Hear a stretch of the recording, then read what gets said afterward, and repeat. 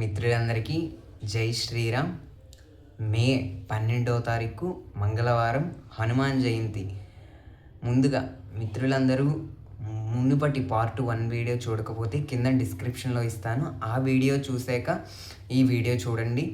ఎందుకంటే ఆ వీడియోలో హనుమాన్ చాలీసా ఎలా ఆవిర్భవించిందో స్టోరీ చెప్పాను. దాని తర్వాత ఈ వీడియోలో హనుమాన్ ఆరాధన వల్ల కలిగే ఫలితాలు ఏమిటో చెప్తున్నాను.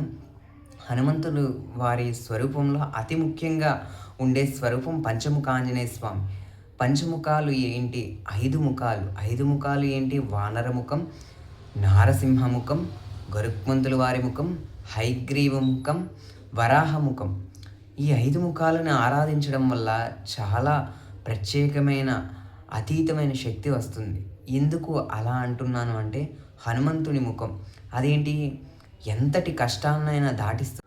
అంటే చూడండి, సముద్రాన్ని హనుమంతుల వారు ఆ వానర రూపంతో దాటించారు. అలాగే మనకున్న కష్టాలను కూడా ఆ స్వామివారు అలా దాటిస్తారు.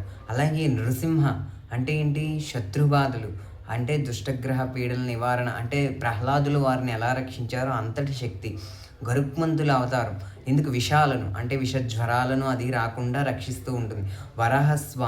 వరాహస్వామి భూదేవి యొక్క తన బాధని సముద్ర గర్భం నుంచి ఎలాగ పైకి తీసుకువచ్చారో, ఈ సంసారం అనే సాగరం నుంచి వరాహస్వామి ఎలా రక్షిస్తారో అదే విధంగా ఆంజనేయ స్వామి. హయగ్రీవ స్వామి ఏం చేస్తారు? జ్ఞానానందమయం దేవం నిర్మలం స్ఫటికాకృతిం ఆధారం సర్వ విద్యానాం హయగ్రీవ ఉపాస్మహే.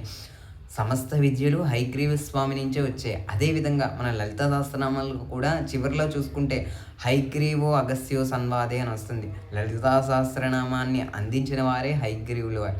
హయగ్రీవులు చాలా గొప్ప మహనీయులు. ఆయన గురువు కూడా. దత్తాత్రేయులు వారు ఎలాగో అలాగే గురువు హయగ్రీవ.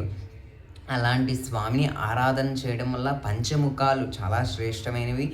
ఈ హనుమాన్ జయంతి నాడు పంచముఖ ఆంజనేయ స్వామి ఆరాధన చేయటం చాలా మంచిది. ఈయన క్షేత్రాలు చాలా ఉన్నాయి, నేను కింద డిస్క్రిప్షన్లో కూడా ఇస్తూ ఉంటాను. అదేవిధంగా ఈ రోజున సింధూరంతో స్వామివారికి అర్చించి, అలాగే స్వామివారికి తమలపాకులతో అర్చన చేయటం చాలా మంచిది. ఈ సింధూరము తమలపాకులు ఎందుకు అంటే, పూర్వం సీతా అమ్మవారిని కలవటానికి హనుమంతుల వారు అంటే శ్రీరాముల వారు ఇచ్చిన అంగుళీకం నుంచి తీసుకొని వెళ్తారు. సీతమ్మవారు కనిపించగానే అంగుళీకం ఇచ్చి సీతమ్మవారు ఆశీర్వదించడానికి ఏమీ లేకపోతే ఆ వనంలో దొరికిన తమలపాకులు మాలగా చేసి హనుమంతుల వారి మెడలో వేస్తారంట సీతమ్మవారు. అంటే సముద్రం దాటి వచ్చిన మహానీయుడివి అని. అప్పటి నుంచి ఆ స్వామికి ఇష్టమైనవి వాటిల్లో సీతమ్మవారి ఆశీర్వాదంతో ఇచ్చిన తమలపాకులు అంటే స్వామివారికి చాలా ఇష్టం. అలాగే సింధూరం కూడా సీతమ్మవారికి సంబంధించింది. పూర్వం సింధూరం యొక్క వీడియో పార్ట్ 3లో చెప్తాను. ఛానల్ ఫాలో చేస్తూ ఉండండి, లైక్ చేసి సబ్స్క్రైబ్ చేస్తారని, అలాగే కిందున్న బెల్ ఐకాన్ని యాక్టివేట్ చేసుకుంటారని కోరుకుంటూ, ఈ ఛానల్ మీకు నచ్చితే సపోర్ట్ చేస్తారని కోరుకుంటూ, మిత్రులందరికీ జై శ్రీరామ్.